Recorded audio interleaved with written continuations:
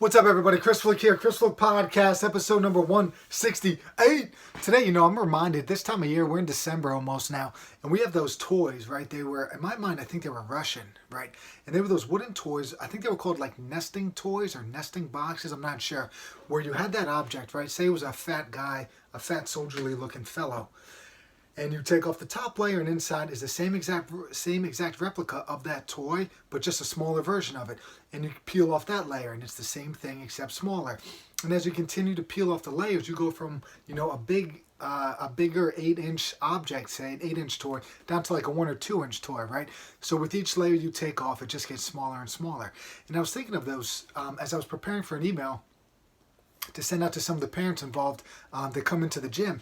And as we build kids emotionally, and as we build kids physically, this is kind of a new idea, but I thought using that Russian toy is a great way to kind of describe how things work and how there's a progression going upward. Then there's going to be a regression in terms of physical strength and health. As we hit a certain point in our age and we start to get out of bed a little slower, our back starts to hurt when we stand up, and we can't navigate things like the steps like we used to now. When we start from scratch here, we're going to start as a little baby, right? We start as that small object, right? And it's like you have to crawl before you walk, right? Then you have to walk before you jog. You have to jog before you sprint.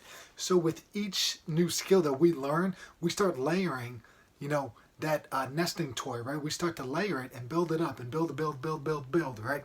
So when we think about that example, we have to remember that things that we miss early in our development could have an effect on us down the line here. So what am I talking about here? 1 year, say age 3 to 7, I'm going to go with. It could even happen from age 0 to 7.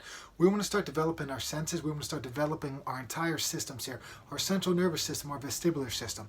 And a way that we could do that is doing things like standing on one leg, jumping, crawling, rolling, trying to do somersaults, spinning, right? Spinning in circles. Kids love doing that, right?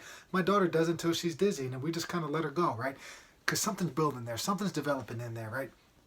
It's that vestibular system that deals with coordination, balance, muscle tone, things like that. You have to develop that at those younger years so that as the kid and the child progresses, right, we have to build those layers on one layer at a time, that when we move to that age 7 to 10 range and your son or daughter wants to start doing some push-ups, now we could start working on that. And this idea is relative strength, right? It's being able to move our body around, right? Efficiently and effectively. So we're talking about things like push-ups, chin-ups, single leg squats, right? Could you stand on one leg, sit down to a chair, stand up without touching your other foot down? Right now we have balance and single leg strength all involved in that. Can you sprint? Can you skip? Can you do some of these coordinated runs? Can you run fast? When I think about relative strength with young kids, the kids that usually could do the most chin-ups are the ones that are like untouchable in the game of tag, right? They're the ones that can juke and jive, not get tagged. There's a correlation there between, being able to move your body around, say, by doing push-ups, sit-ups, single leg squats, and then expressing that speed out on the playground or on the playing field, right? Expressing that agility in a setting that's going to require you to change directions fast. All right, so that's relative strength, being able to move your body around. Once you get that well established, once you get to that age now where you're getting into those puberty years, ages 11-ish, we'll say, right? Now we could add another layer on. Remember that nesting toy. And with this layer now, we could start teaching the hang clean, the bench press, the front squat, the military press, all right? And we already have the chin-ups in the mix, okay? So we're going to keep those going as well. We're going to start, doing some other things here where we could add some resistance now. Absolute strength is about getting us as strong as we can, okay? So as we progress and as we start to hit puberty, you might end up seeing some 20 to 40 pound gains in your lifts over the course of a year. And if you multiply that by 4 or 5 years, you're going to have over 100 pounds of improvement. When I used to coach football, we would have kids that would come in, lifting 100 pounds as 8th graders, and then they would leave, benching over 245. That's huge. They're literally a different human being, right? And there's a certain sweet spot when you want to build strength, and that's those puberty years. You don't want to miss it, okay? There's a certain sweet spot with motor learning, all right? When they're young, you don't want to miss it, okay? With these windows of opportunity, we have to cash in and take advantage of it. Now from there, once we have that absolute strength developed, All right, we have to keep in mind we just don't want to get as strong as possible and not be able to sprint fast. Okay, we don't want to drive our squat or our deadlift up to 500 pounds, but our 40 time got slower. Our ability to jump got worse. So we have to keep that relative strength in mind as well. So right now we have that vestibular system developed, right? The balance, the coordination, the muscle tone, things like that. And then we're going to work into our ability to move our body effectively and efficiently. That's relative strength. And then we're going to go to absolute strength, which is just, starting to reach our full potential, our physical potential in terms of strength, total body strength, right? And then from there, we're going to add a speed component to it, right? Where, once you get strong enough, going from a 400-pound squat to a 500-pound squat might not help you that much on the playing field. But if you stay with that 400-pound weight, but you could start moving it faster, you're going to be a more explosive athlete, a more explosive person. And why is all this important, right? As we layer all of these things on like that nesting toy, as we get older, as we start, once you're hitting those 30s, we're going to start seeing those layers start peeling away. Our ability to produce power is going to decrease, right? Every decade, we're not going to be able to move as quickly as we used to move, right? You feel it now when you have to get up off the ground in a quick manner. You're like, ooh, that didn't feel good. Or jumping on a box. You used to be able to get 32 inches. Now you're at 28 and you don't know if you got any more in you. And you see those 70, 80, or maybe even 50 and 60-year-olds now, as our health is just getting worse by the year. Those people that are moving slower than usual, all right?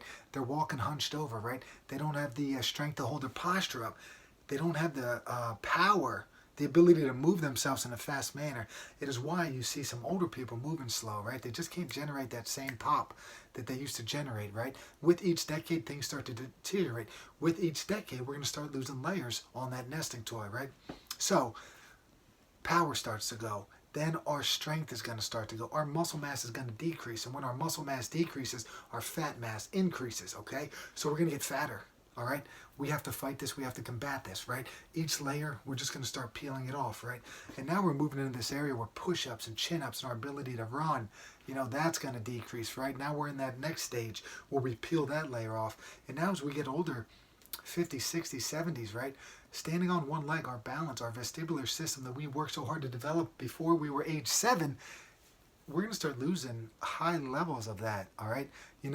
Lifting our leg up and balancing on one leg to step out of a shower, that becomes a scary thing now, especially where falls do a lot of damage to the elderly population. They put them in hospitals and they make them sedentary because of the injury, and then with that comes a whole slew of health concerns, right? So just losing the ability to balance could literally take years off your life. So we lose that side of things.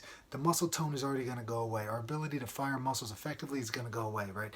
It's going to just start dwindling away. So we have this period of time with our little toy that I'm talking about where we're packing these layers on and packing layers on and packing layers on. And Father Time wants to peel them away, peel them away, peel them away, right?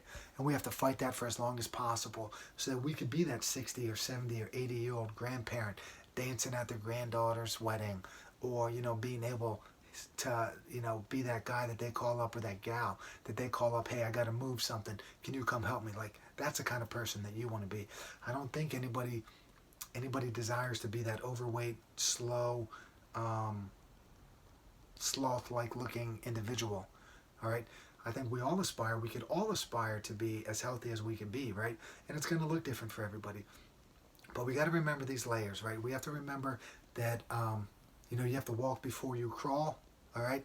So if you do start, say you're like, I'm going to get my life in order, start back to what I was talking about in the beginning there.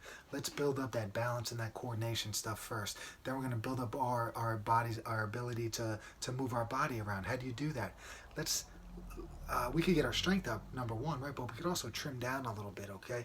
And then from there, maybe we could add strength on top of that new lean physique, right? And then from there, we could add a little bit of power. We could start doing some ball slams, some kettlebell swings, or some box jumps, right? Things like that. It doesn't matter when you start, but I would try to progress things in that order no matter where you are. Remember that little Russian toy, all right?